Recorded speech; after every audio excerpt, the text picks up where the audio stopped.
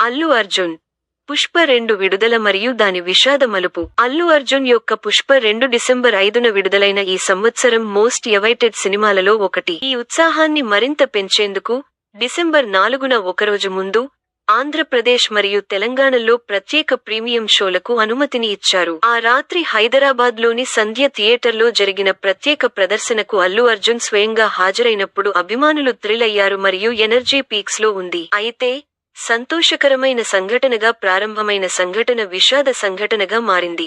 నటుడి ఆకస్మిక ప్రదర్శన థియేటర్ వెలుపల పెద్ద సంఖ్యలో ప్రజలను ఆకర్షించింది. ఒత్తిడిని తట్టుకోలేక గేట్లు దారి ఇవ్వడంతో తొక్కిసలాట జరిగింది.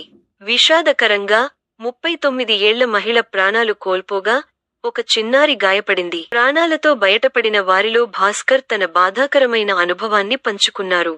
గుంపు గందరగోళం తనను తన భార్య రేవతి మరియు వారి కొడుకు నుండి ఎలా వేరు చేసిందో అతను వివరించాడు. మొదట్లో అతనితో ఫోన్లో మాట్లాడుతుండగా తాను, వారి కొడుకు క్షేమంగా ఉన్నారని రేవతి హామీ ఇచ్చింది.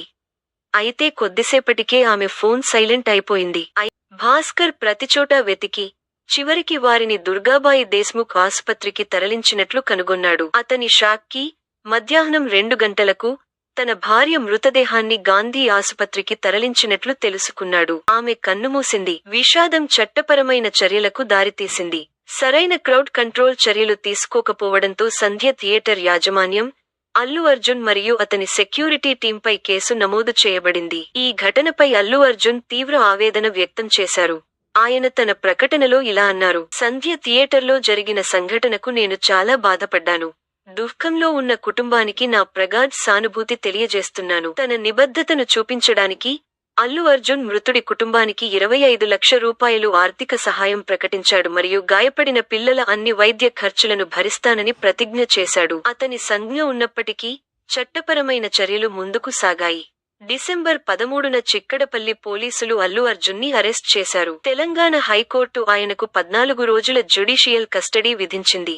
అయితే ఈరోజు తెల్లవారుజామున అతను తన సాధారణ జీవితాన్ని కొనసాగించడానికి అనుమతించే బెయిల్ మంజూరు చేయబడింది. ఇంతలో పుష్ప 2 బాక్సాఫీస్ వద్ద ఆధిపత్యాన్ని కొనసాగిస్తుంది.